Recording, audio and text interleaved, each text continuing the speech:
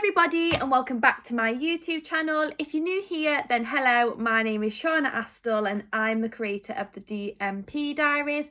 On this channel, there is something for everybody, whether you are a DMP in training yourself, whether you are or are thinking of investing in a DMP yourself, whether you just like the day in a life videos, spend the week with me videos, fitness tips. Today's video is a bit more of an educational content, but there is something for everybody. So definitely subscribe. If you like the sound of today's video, then please do give it a thumbs up and comment down below if you have any tips to do with this subject, or if this has helped you in any way, shape or form. Without further ado, let's get on with today's video. Okay, so this is going to probably be a very waffly, long-winded video because I'm a butterfly brain and I have just learnt to accept that. But pre-warning you now, grab a cup of tea, coffee, whatever you need, snacks, anything like that. I'll try and condense it as much as I can. But I'm going to also put it in sections for if you want to skip ahead because there's certain parts that you may not care so much about. The main part is going to be just how I found out that I am dyslexic, which is going to be the next section, longest section. But if there's anything you want to go ahead to, that is at the end, which there's not much information there, but just in case, I'll put timestamps in the description box below. And I just want to explain some situations that now I look back knowing that I'm dyslexic, I'm a bit like, oh yes. And yeah, so I'm going to get straight into the video. So growing up, I was mainly all about dancing and gymnastics. I didn't really care too much for school, maybe because I wasn't very good at it, or I felt like I was always the stupid child, the kid that just was a little bit slower at understanding, whether that's in the class, whether that's on the playground. Sometimes it'd take me a while to understand. I'd understand what people are saying, but even to this day, there would be times where I would hear what they are saying, know what the words mean, but just I'd be slower at processing everything. So take it back to primary school. For the SATs in year 6, I would always have a reader. So for maths, English and science, I had a reader.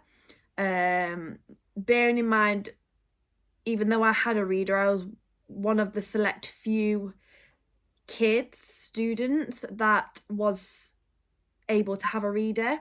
My parents, well, my mum never asked for that.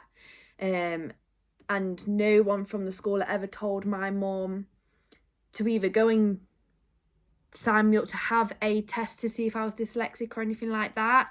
And the school had never put me in for one, or even just made a bit of an assumption and said to my family, I think Shauna may be dyslexic or anything along those lines.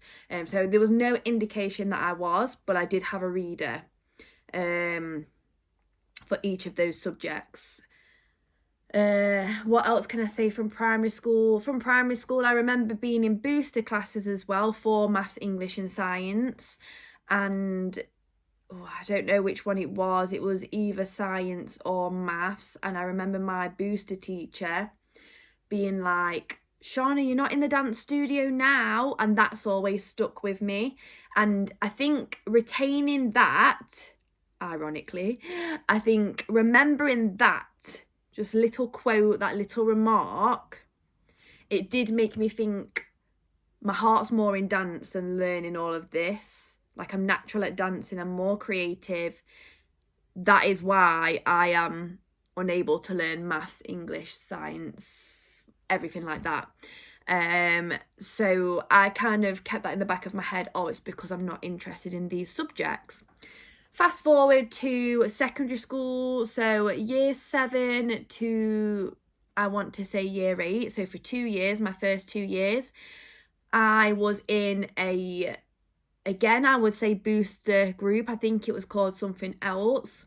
There was probably like 5 or 6 of us in my class that would go separately to another sort of classroom, and we would take it slower.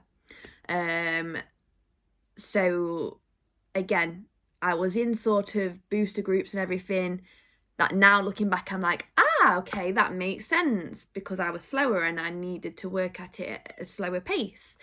But again, nobody ever sent a letter home, an email, or told me or anything like that to say, we encourage you to get a dyslexic test, or we think your daughter may have a learning difficulty, maybe dyslexia, dyspraxia, whatever. And we recommend going to get a test done to further improve her learning, sort of thing. So my mum had no awareness of that. Neither did I. I didn't put 2 and 2 together with that, and neither did my mum. So that took me up to year 8. Year 9 is when it was our last sort of year as the same class, I think, that we was in from year 7. And if I wasn't in the bottom set, I think for English, actually, I was in the 3rd to bottom set, which was good for me. And then in maths and science, I was in either the bottom, and if I wasn't in the bottom, I was in the 2nd to bottom. And if I was in the 2nd to bottom, the ones that was in the bottom was usually the naughty kids, and I wasn't really that naughty. So technically I see it as I was in the bottom, really, even if I was in the 2nd to bottom. Anyway, when it came to year 10 and 11, classes changed around a bit, depending on what subjects you chosen and everything. You obviously have to still do maths, English and science, but you got to choose what sort of science you did. I think I did additional or applied, something like that. And that was better for me. I got an okay grade for science. But again, the times where we needed probably the booster classes, especially if we was dyslexic, not saying all of us was, but I am now have proof that I was and am. We didn't have the booster classes when it came to the most important years of our life, year 10 and 11. It doesn't really make any sense, but anyway. So I'm there trying to figure out what I want to do with my life. I'm still dancing every evening of the week, and I do feel like I'm not the smartest kid. Well, I know that I'm not the smartest kid in the class. I do feel like I'm also classed as stupid or dumb. I feel a little bit like I'm slower than everybody else, even in a regular conversation, even if it's a conversation that is about something on TV. I struggle to remember character names and things like that. I'm more better at faces than names and everything like that.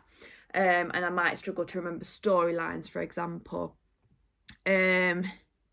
So yeah, I just felt a little bit behind in everything, but I just thought it's either because I am stupid or because I'm not interested in any of that, or I've got so much to focus on, I can't retain anything because there's that many different subjects, especially when it comes to exams. You've got like a few on each day, a few every other day. So it is a lot for any kid. But yes, I also thought, well, I want to be a dancer. And then towards the end, so when it came to really knuckling down and thinking about what we wanted to do, I knew that I wanted to perform, but I also wanted to do dance movement psychotherapy. So I wanted to kind of do both. So the performing side of it, I knew that I had to really get my face shown. I kind of wanted to just do things like got to dance and whatnot, try and get my face shown there and enter the dance world professionally that way. Because in my eyes, I didn't really know any other way around that. I just thought you had to kind of be seen and then become famous as such. And then for the dance movement psychotherapy, I kind of looked into it, and what I got from it at the time was you had to become a psychotherapist, which you had to wait until you was 21 or something, so you had to do whatever beforehand. That's kind of how I took it. And then you could go on to do dance movement psychotherapy. There's so many different ways that I've realised you can do it, and I will go into that as well, maybe in this video. But yes, that's what I was thinking at that point. And then just before we actually did our exams in year 11, we had a careers counsellor come in, like a few, and I told them, because I felt like I knew how to get into the dance industry. I'd been dancing my whole life, and I'd already got some connections and stuff. I told them that I wanted to be a dance movement psychotherapist, and they didn't really understand what the job was, but then when they kind of looked it up on their laptop and everything, and then was asking or looking into my grades, he was literally like, I don't think that you'll get into university for this. So part of me, like a big part of me, believed him, because I felt like the dumb kid. I felt like the girl who doesn't really understand everything and whatnot, even some things that she is interested in. But then I also wanted to kind of prove him wrong, so I started applying to some college courses, some for dance and English, and then some to do with like sports science and whatnot. And I was like, I'm going to prove him wrong, I'm going to get A stars in my grades and whatnot. And I failed pretty much every single GCSE going. No, I didn't. I passed. I think I got a B in cooking. I think I got a C in GCSE PE. I got a C in GCSE dance, I think it was. I got a distinction star in BTEC dance, because I was allowed to do 2 different types of dances. I think that the teachers didn't have enough on the BTEC, so we ended, or maybe the GCSE. So some of us that was in, let's say, my GCSE class, we ended up doing the BTEC as well, in like very quickly.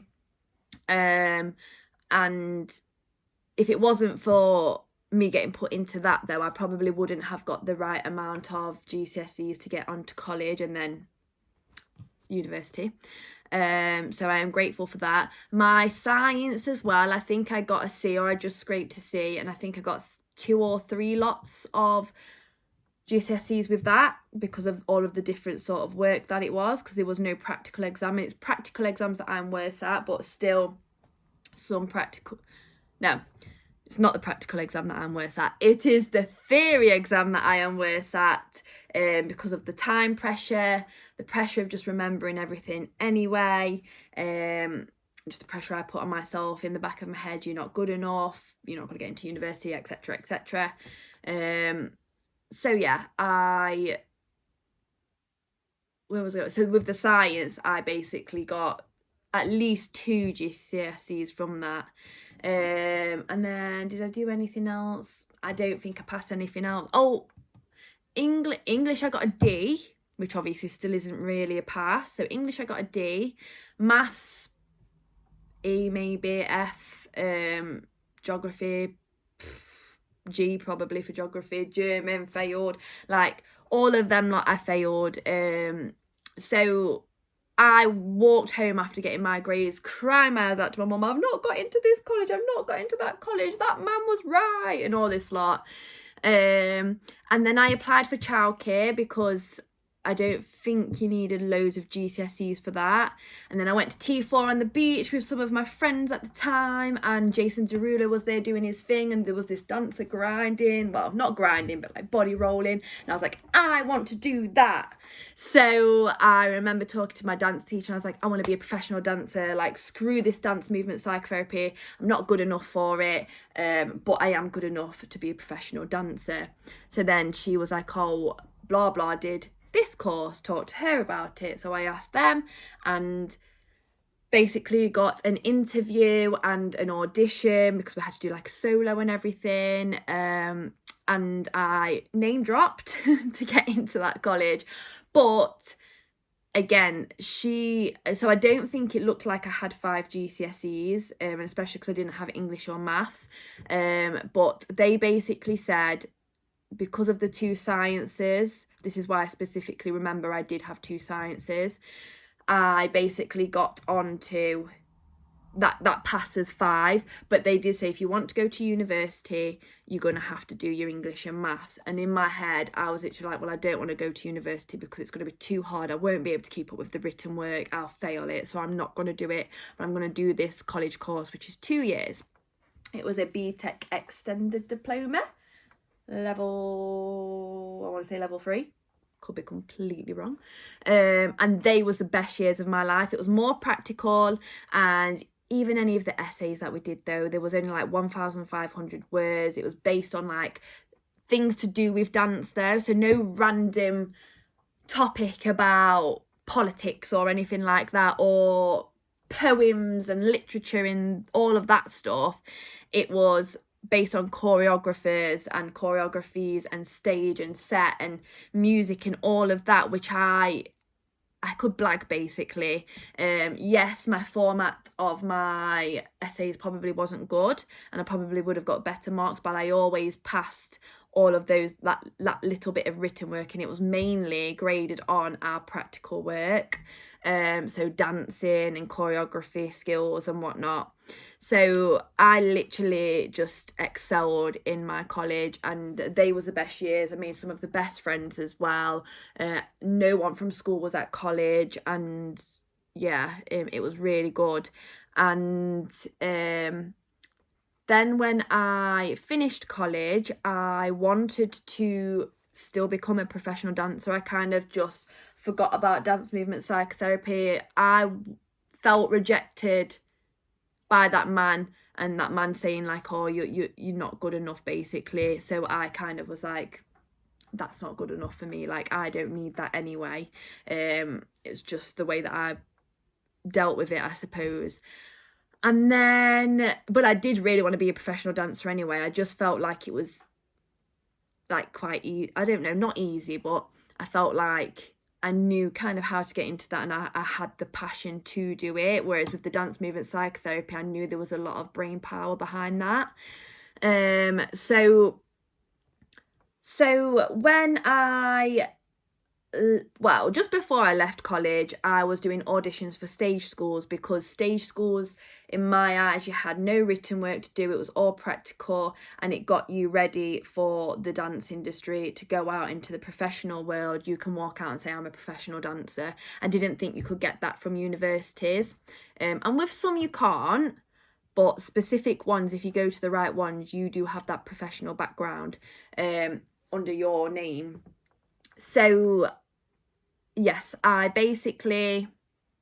auditioned at different dance schools and stage schools, no universities.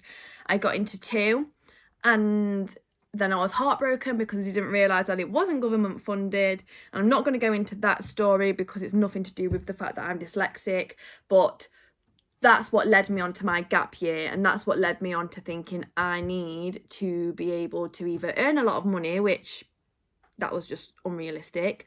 I was never about asking family or friends or anyone for money, and even if I did, they'd have laughed in my face. And yeah, so I took a gap year out. I still did some dance training, but I did have to drop it a little bit because I ended up doing a retail job. And then I also did an evening class to get my English GCSE, because to get into this university that one of my friends went to, which was like a stage school, it was all practical based, but with the odd essays, and it was the same sort of format as college, just a little bit more intense dance training and a lot more longer days. But that's what I wanted, that's what I craved, that's what I still crave to this day. But yeah, I really wanted to get into this specific university because it was like a stage school, and you do get the professional dancer name behind you, and you also get the connections because you're close to London, and you also can go into teaching dance as well, and on to do PGC, etc, etc.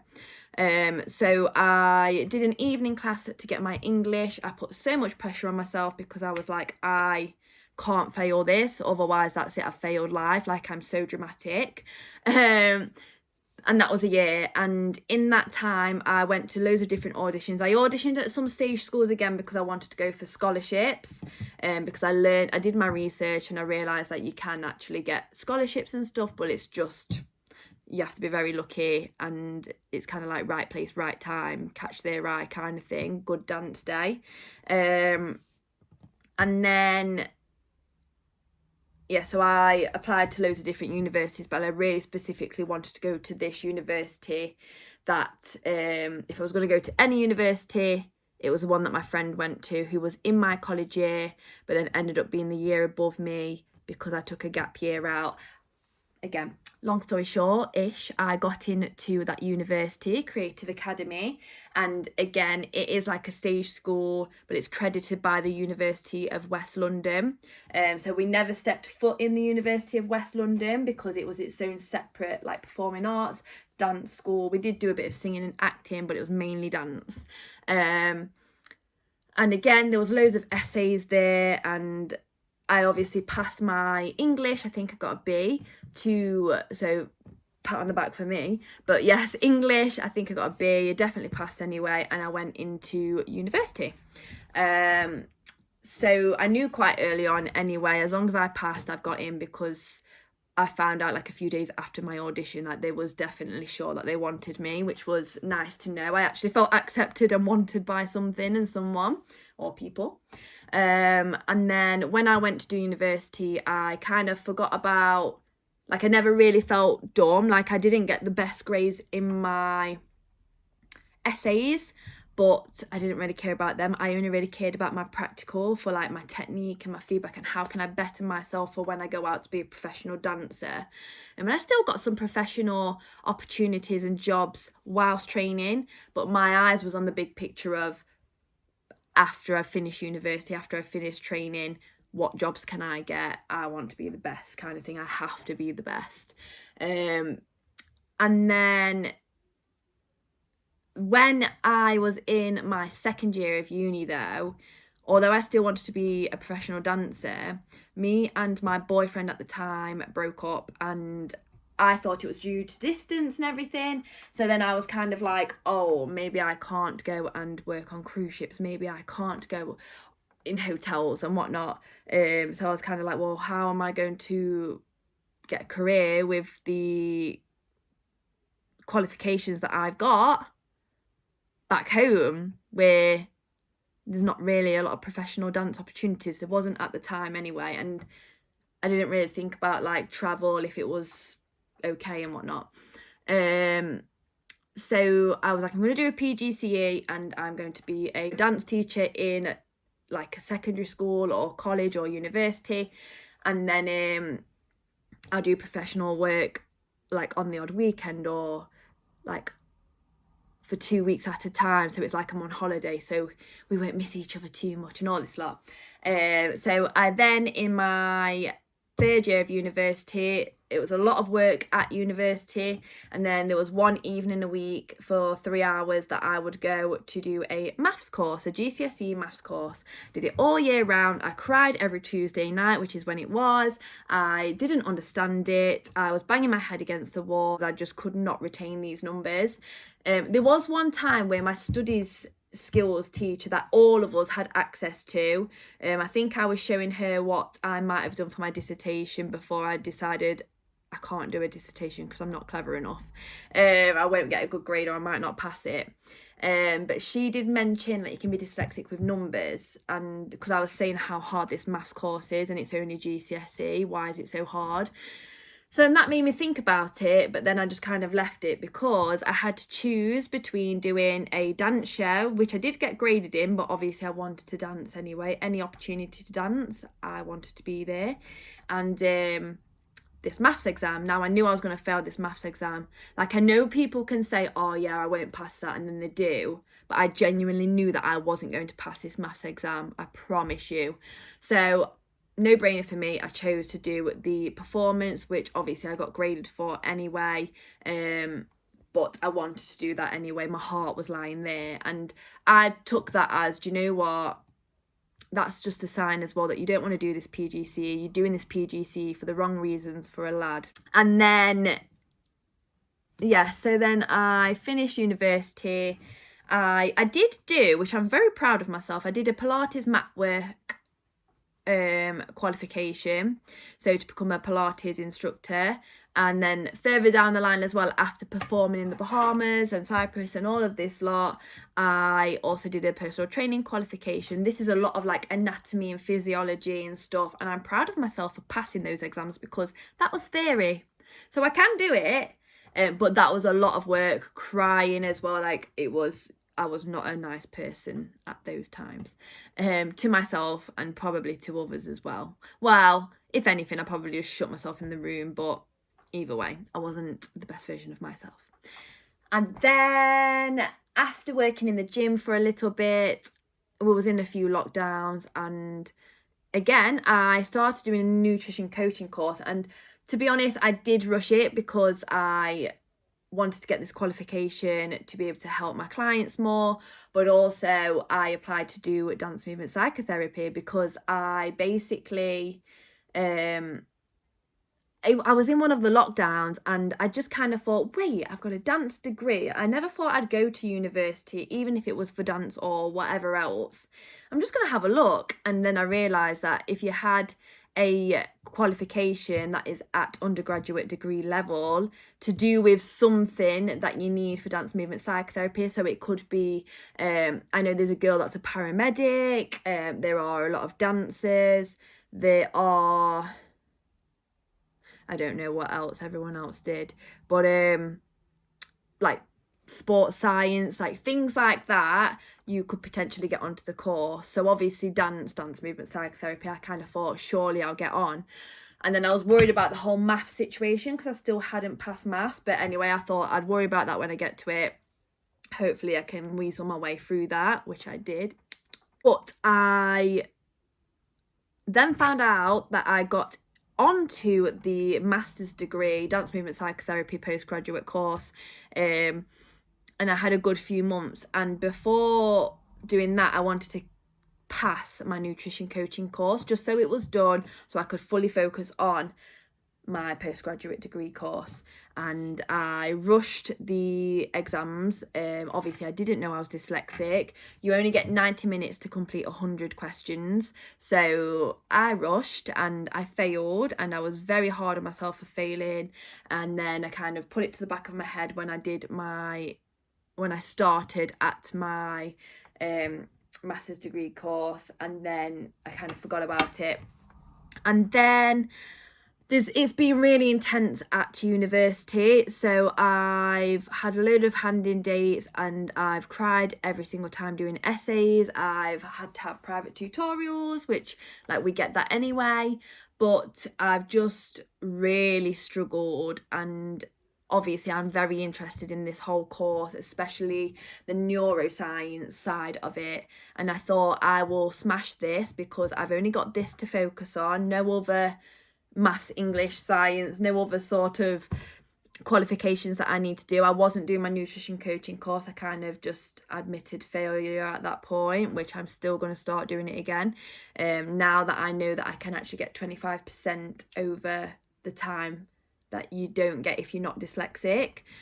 So I get a little bit longer to do it, which means I can read the questions properly and hopefully have a bit less pressure. It was probably about May time this year, actually, so only about 2 months ago, and it got to a point where I was making myself ill every time a essay was due or anything to do with like written work or something like that. I can remember asking for extensions and things like this when I had to be somewhere for friends, like special occasions and whatnot, and then I couldn't get the extensions, and then like friends didn't understand, and it didn't make me feel great, and I was so hard on myself, putting so much pressure on myself, and I was just like, this isn't right, like this shouldn't be this hard. So I obviously got everything in when I needed to because I couldn't get an extension, and then I noticed that some students was getting an extension, and I just asked them straight out, why are you allowed an extension, if you don't mind me asking? And it was because I was dyslexic, and I was kind of like, well, how do I find out? Because I could be like, I think I am with the numbers, but I don't think I am with English or anything. I just think I was never really that interested. And then I found out that with the university you can pay £50 and they'll pay the rest to get somebody from outside of the university. They'll get somebody from outside of the university to either do it online or come in and do a 3-hour-long assessment to diagnose you to see if you are dyslexic, dyspraxic, nums. There's other ones as well. So I kind of thought, what have I got to lose? So I paid to do that. I had to wait ages. So before I had the sort of diagnosis assessment, I had to fill out some forms. And so on the university wellbeing sort of section, it was to kind of see if I had a possibility of being dyslexic from some different sort of questions. And I put down dyslexic and dyspraxic that I want to be tested for, but I didn't realise dyspraxic meant like coordination and mobility and motor work and stuff like that. I thought dyspraxic was like numbers, like where numbers confuse you kind of thing. So I put that down thinking that, but it didn't actually mean that. Anyway, the university came back and they was like, we think that there is a possibility that you could be. So now we recommend you to do so and so steps. And then I got in touch with someone that they put me in touch with to do the test. Even before that test that was online with her, I had to again fill out loads of forms for dyslexia and like my sort of how I've grew up and if there's been any sort of indications in the past, etc. So I had a lot to say, and then I also filled out one for dyspraxic when I should have filled it out for the one that is actually numbers. Anyway, then like a week or two after, I had to schedule 3 hours in my diary for the diagnostic assessment, which was live. So I did it online, and she went over all of the answers that I gave to the questions already pre-starting, and she wasn't happy about the fact that I'd been in boosters for school and I'd had readers in my year 6 stats and stuff, but nobody ever said anything about maybe doing some sort of test to see, because it's almost as if they knew but they didn't even want to spend the money, or they didn't want to look into it further, I don't know. So yeah, I kind of went over everything with her, and then there was more sort of tests to follow. So it was simple tests like sounds in words, remembering numbers that she said, but she was the one to start asking about coordination. And it's so funny because when she was asking about my coordination skills and I was saying, oh yes, like I'm a professional dancer, and I've been very athletic as such, but then I was thinking in my head, maybe like the regular dyslexic person isn't very good at coordination, but I am, because I danced from a young age. That's literally what I was going through in my head. But then as I started like answering more questions on that, like motor skill questions, I saw her face kind of like, and I was like, yeah, I'm okay with all coordination and motor skills. Like, yeah, I'm fine. My pickup skills for dancing's fine. Like, I know my left and my right, etc. And she was like, and then when I said about the numbers, she was like, no, dyspraxic's not numbers. And I was like, oh. But then we never tested me for the numbers. But I think because I am dyslexic, I know that I'm the numbers version as well, because my numbers is worse. Like the way I process numbers and whatnot, remembering numbers, times tables, even like the smaller numbers, like I struggle. So I just take it as I am, but I haven't got proof. I've got proof that I'm dyslexic. So yeah, anyway, she kind of ruled out then, like, you're not dyspraxic, because obviously all of that, but she never changed it to adapt it for the numbers. Anyway, going a little bit tangenty, trying to make it not too long. Like some of the tests, for example, it might have been to write down sort of an essay handwritten for 10 minutes, and then at 10 minutes stop, take a picture and send it to her because we're online, and then carry on for another 10 minutes, typing it on my laptop, and then again save it in a document, send it online. And then, yeah, so it was very interesting, the whole process, but it was very long and tedious. And towards the end, my brain was frazzled. So that's one other reason why I didn't want to be like, can we make sure we do the numbers one as well? Because it would have just taken an extra hour or so if she'd have done it, which she probably wouldn't have anyway. Then she basically did a talking summary to me that basically said, I've marked most of it so far. You are dyslexic, but just look out for the report. Don't say anything yet because you'll need me to get in contact with the university. That took a long time. But then the report basically said that I am dyslexic. I'm not dyspraxic, because obviously we knew that anyway. But she didn't really mention anything about numbers. But it's mainly to do with me retaining information. So she was like, your listening skills are fine and all of that, which I thought maybe my listening skills aren't so great, because retaining, listening, understanding and retaining, but it's just the retaining side. So I think things need to be more simple or going a little bit slower. But I do basically get 25% over the time that we're meant to have. So for example, if I'm having an hour, I get 25% over that hour, to just allow me to be able to take in the questions a little bit more with less pressure. So I'm going to do that with my nutrition coaching course, and fingers crossed I pass, but I'm not going to rush it this time. And I get other things as well, but I need to make sure that I have tutorials, which I already did anyway. But I do need to speak to the wellbeing team anyway to see what else I can get, because sometimes they say that you can get software, laptops and stuff. I did get told to apply for student learning disability allowance, so I've applied for that, but I do feel like it's going to be a long time until I get it.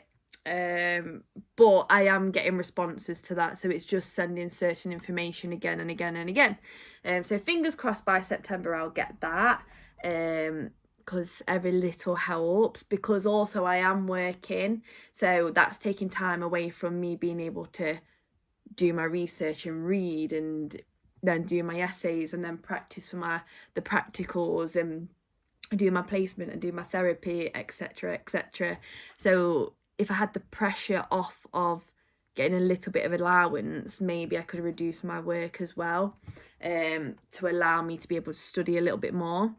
So yeah, I just want to finish off really by giving you some tips. I don't have many, so if you do have any to add, then pop them in the comments below. So my biggest tip is, if you struggle to read on the laptop, either print it off and see if that helps, or highlight when you print it off. You can also get, depending on what colours help you, this is if you're, well, I assume it's if you're dyslexic, but I don't know what the other ones are, so it might help with other sort of learning difficulties as well. So you can get the different sort of cover sheets to put over words, and it might help you to see them a little bit better. One thing that really helps me, especially if you don't want to print loads of paper or you've got no ink, is the read aloud button on your laptop when you're reading an online book. Audio books are amazing. Audible is my best friend. I don't really pay for a lot of subscriptions, and that I subscribe to and pay every month because it's worth it, especially with all of the books that I have to read. Also, making sure that you do actually have some time off. Don't overdo it. Give yourself a day off with not looking at screens, not reading anything, not thinking about anything to do with your course or whatever it is that you are doing. And that's really the only tips that I have. So this is kind of my story, but I will hopefully at some point do a part 2, a follow-on video that's more about the tips side of it. So this is just, I suppose, a video to maybe just make you think about how you feel within yourself if you're at school, university, or just in everyday life, and you're kind of nodding along with people but not fully understanding, and you've said, sorry, what did you say, a few times, and you don't want to say it again for the 4th, 5th time, then maybe have a look into it if you want to find out if it's going to help you and benefit you and take more pressure off of you for work or anything like that, any courses you may be doing. Then if your story kind of relates to mine and you've kind of not put 2 and 2 together like I didn't, then hopefully this will help you and encourage you to kind of take that next step. And yes, if you do have any tips, please pop them down below as well, because they might help me and they'll probably help other people in the comments too. But yes, there will definitely be a part 2 of this video. I know there are other apps that you can use, which I think I'll get access to when I get these like disability learning difficulty allowance, the student disability allowance. So yeah, I hope this video was somewhat helpful. Maybe you know somebody that's currently in primary school that maybe they are in a booster group or have readers for their SATs, if that's what they call them these days. And maybe you haven't been told, or just see if they potentially can get tested to see if they're dyslexic, any of the other ones as well, because maybe you'll save them a lot of stress and a lot of feeling a bit alone and just like the stupid kid and the one that's always kind of left behind, even in everyday life conversations as well. And if you can help them, even if they're not dyslexic or anything, it's very good to learn your learning style from a young age. So I know that I learn by kind of seeing a demonstration and trying myself, and then if I do it wrong, being told why it's wrong, and then it's kind of just keep going over it and practice until it's perfect kind of thing. So yeah, I would definitely also recommend just find your learning style and what works for you or a certain other person in your life. But yes, let me know if this did help down below. Let me know if you would like a part 2 with any tips that I come across over the next few months, especially September to November time when I am back in full force at university. I will definitely help where I can, but for now I'm going to love you and leave you. Thank you so much for watching this video, and if you did enjoy it, give it a thumbs up and let me know down below if you did learn anything or any tips. Like I say, subscribe if you are new here, and I will see you next week for a brand new video. Bye.